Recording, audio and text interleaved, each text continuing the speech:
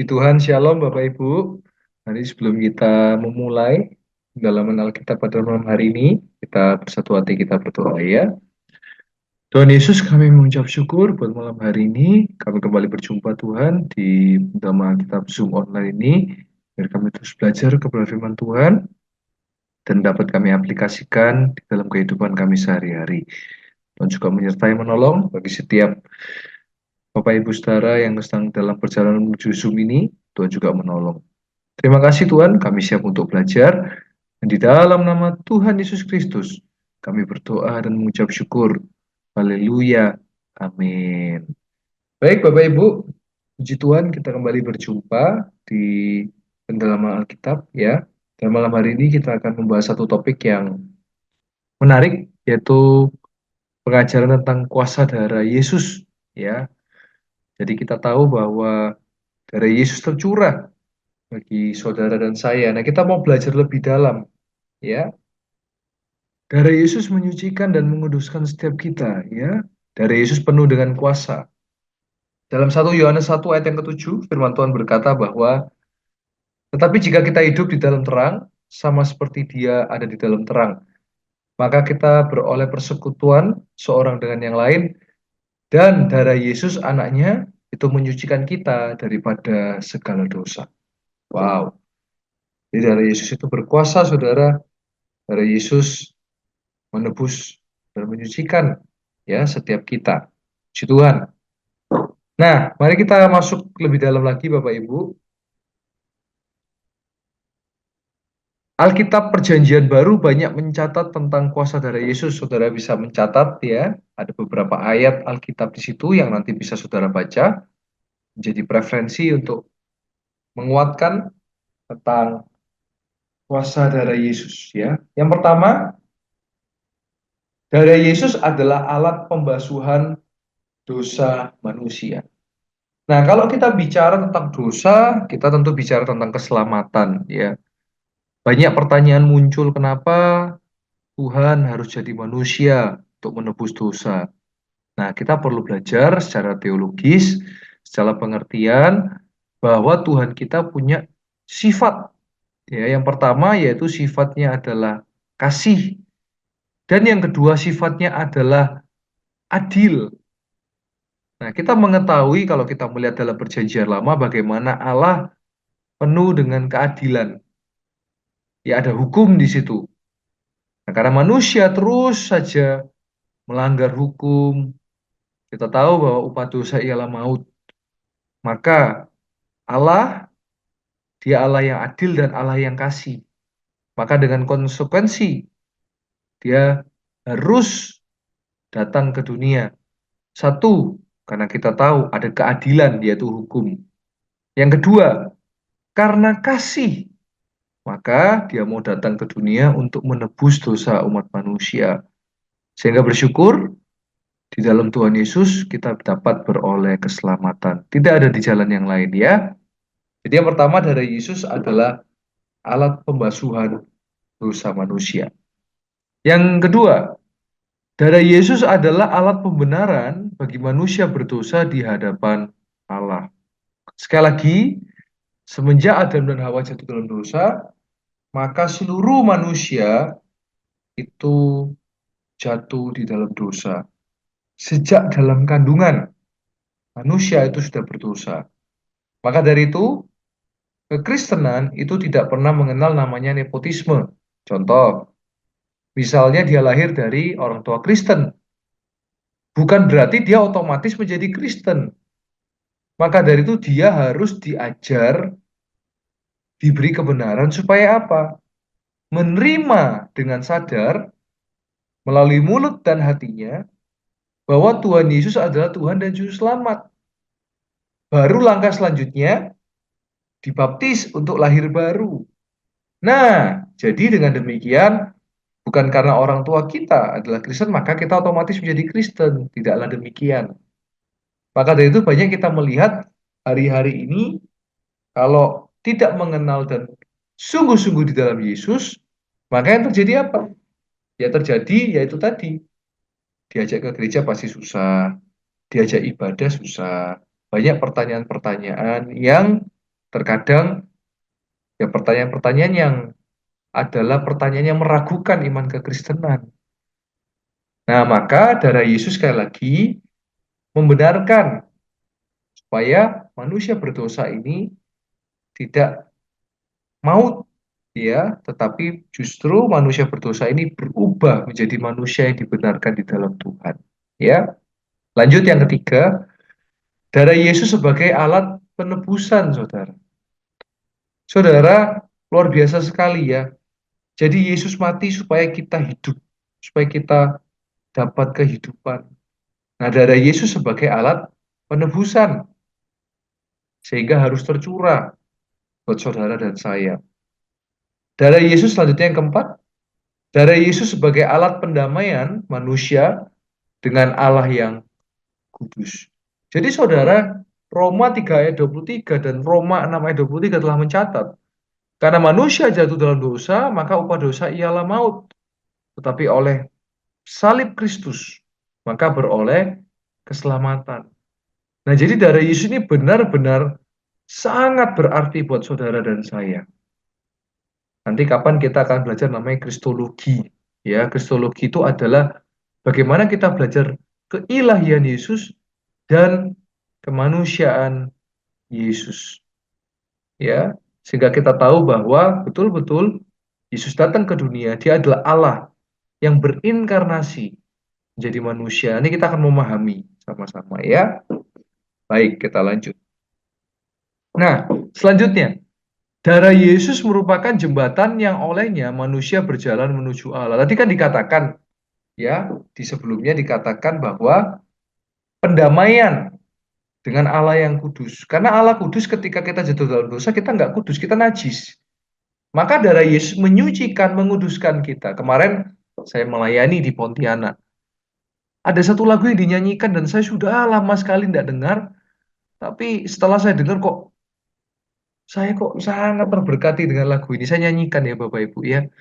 Bersama Yesus lakukan perkara besar, bersama Yesus tidak ada yang sukar.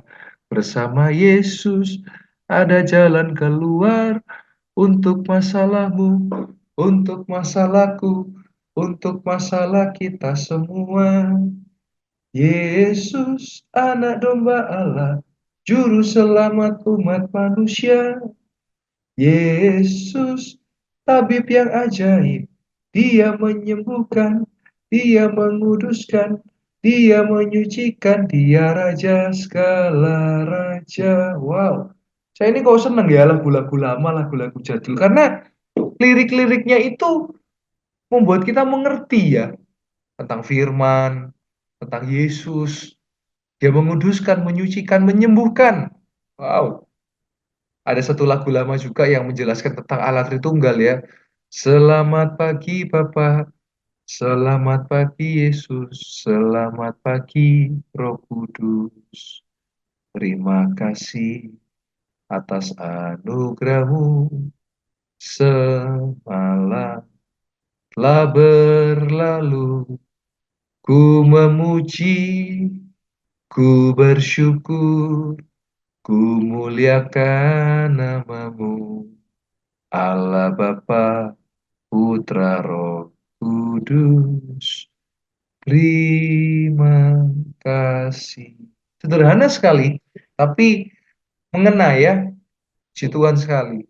Nah, jadi ketika manusia jatuh dalam dosa, maka butuh jembatan untuk bisa kembali kepada Allah melalui darah Yesus. Selanjutnya, darah Yesus membersihkan hati nurani. Manusia yang berdosa, saudara, natur manusia adalah dosa. Sehingga kita perlu darah Yesus supaya apa? Dibersihkan terus hati kita ini. Supaya hati kita ini bersih. Jangan sampai hati kita ini kotor, saudara. Ya. Pertanyaan, Pak, kenapa kok kita kok harus terus bertobat, Pak? Saya jawab, karena kita masih hidup dalam daging. Ini ada daging, saudara. Firman Tuhan berkata apa? Daging itu lemah, tapi roh itu penurut. Maka dari itu, kenapa kita perlu belajar firman? Kenapa kita perlu mempelajari terus-menerus firman supaya roh kita yang dikasih makan, roh kita terus bertumbuh. Kalau kita tidak bertumbuh, cilaka saudara, daging yang lebih kuat Ketika daging lebih kuat, apa yang terjadi? Kita akan melakukan tindakan-tindakan yang akhirnya mengotori hidup kita dan tidak menyenangkan hati Tuhan. Nah, jadi kita perlu darah Yesus. Selanjutnya, darah Yesus sebagai alat penyucian. Sekali lagi, kita senantiasa disucikan, dikuduskan oleh darah Yesus ya. Itu ada ayatnya, nanti saudara bisa catat dan saudara bisa membacanya. Selanjutnya, ada persekutuan antara manusia dengan Allah melalui darah Yesus. Nah, kembali bersekutu, kalau saudara mengerti, kita ada nama sakramen perjamuan kudus tubuh dan darah Kristus. Nanti saya akan jelaskan di akhir mengenai tubuh dan Kristus, tubuh dan darah Kristus. Selanjutnya, darah Yesus disebut sebagai darah perjanjian kekal. Dan orang percaya dapat menjadi imam dan raja itu karena darah Yesus. Artinya kita dapat menjadi pemenang, kita dapat bangkit atas keburukan, kita dapat bangkit atas kuasa maut dosa. Ya. Selanjutnya, darah Yesus merupakan senjata yang ampuh untuk menghancurkan iblis. Nah, saudara, nah ini loh saudara, saudara pernah mengingat ketika saya menjelaskan kenapa kita harus doa dengan kuasa firman dan kuasa darah Kristus. Karena ini adalah senjata dan perlindungan bagi kita, supaya kita bisa menang atas kuasa iblis. Senantiasa, saudara, saya berharap betul, ya, kemarin saya melayani pelayanan mujizat di Caruban. Caruban ini di daerah Madiun, ya, masih Kabupaten Madiun. Dan ketika saya ngobrol-ngobrol dengan pimpinan yang ada di sana, dia bertanya, Pak, apa yang hari-hari ini Pak Suryo lakukan? Dan saya katakan, ya saya pelayanan dalam mujizat kesembuhan, pelepasan, dan pengusiran. Nah itu loh Pak, kita itu di sini punya pendoa Pak. Kok seneng Pak membesar-besarkan setan? Saya katakan, nah ini loh problemnya. Kita lupa bahwa darah Yesus ini bisa membuat kita menang atas setan. Nah, saya sedang menyusun diklat yang dimana nanti kita berkumpul semua pelayan. Saya mau tekankan bahwa saudara jangan takut dengan setan, justru dengan darah Yesus, saudara berdoa menang atas setan, saudara. Iya, kemarin Sabtu dan Minggu saya pelayanan di Kalimantan, saudara. Saya di Kota Pontianak. Saya bahkan berdoa sebelum saya pulang ke Malang, saya berdoa untuk pelepasan dan pengusiran kepada seseorang yang ada di Pontianak. Nah, saudara, hari ini saya mau tekankan sama, saya katakan kemarin di Caruban.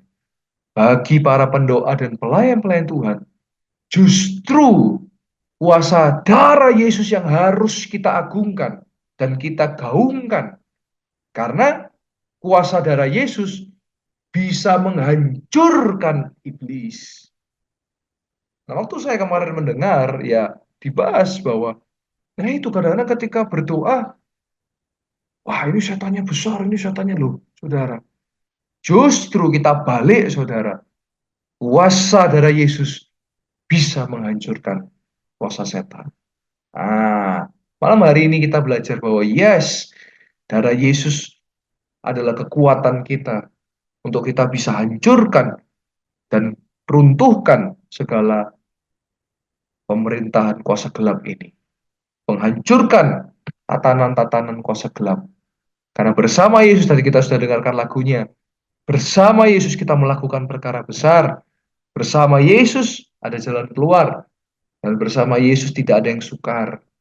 Sehingga kuasa darah Yesus biar mengalir dalam hidup kita. Dan percaya saudara, ketika darah Yesus itu mengalir dalam hidup kita, maka senantiasa kita akan menyaksikan kemenangan demi kemenangan bersama dengan Yesus Tuhan. Puji Tuhan, haleluya. Nah saudara, lanjut lagi. Manusia memperoleh kehidupan kekal hanya melalui darah Yesus, ya. Jadi tidak ada dari cara lain, saudara. Saya katakan perbuatan baik kita tidak akan pernah bisa menyelamatkan, saudara. Yang bisa menyelamatkan hanya darah Yesus, salib Yesus, ya. Nah, selagi kita hidup, ya mari kita juga mencerminkan bahwa kita ini orang percaya Yesus, ya. Sejatinya, saudara, maka dari itu kenapa Alkitab selalu mencatat hati-hati dan berjaga-jaga. Kenapa?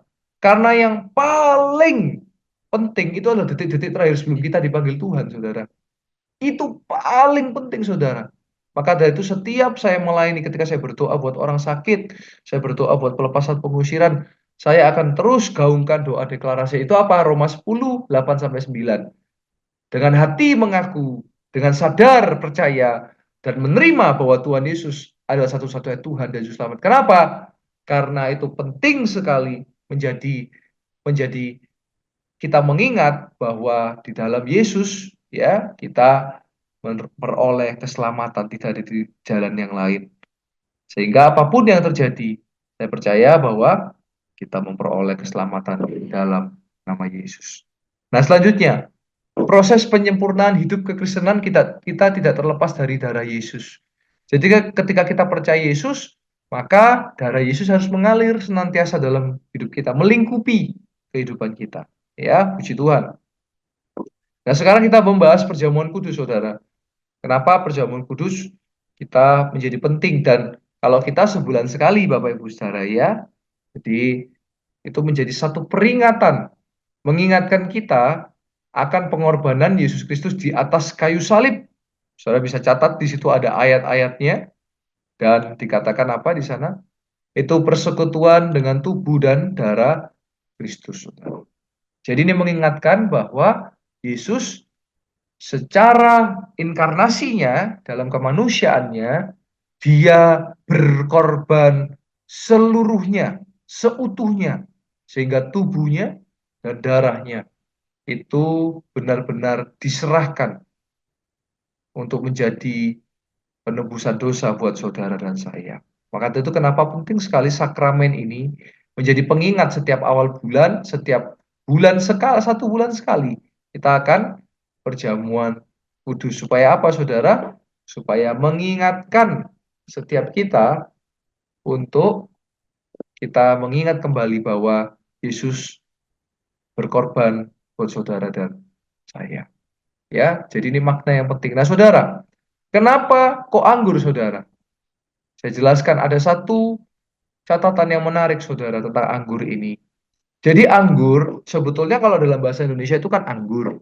Tetapi kalau dalam bahasa Inggrisnya itu lebih detail. Kalau buah anggur itu namanya grape, ya. Jadi buah anggur itu grape. Sedangkan kalau anggur yang dimaksud di sini minuman adalah wine, anggur fermentasi. Nah, saudara tahu, kalau saudara, saya percaya saudara, saya berdoa saudara, suatu saat akan berangkat minimal sekali ke Holy Land, ya ke Yerusalem. Nah, di sana jual anggur Kana, karena kisah tentang perkawinan di Kana ketika Yesus melakukan mujizatnya yang pertama, dia merubah air anggur, merubah air menjadi air anggur.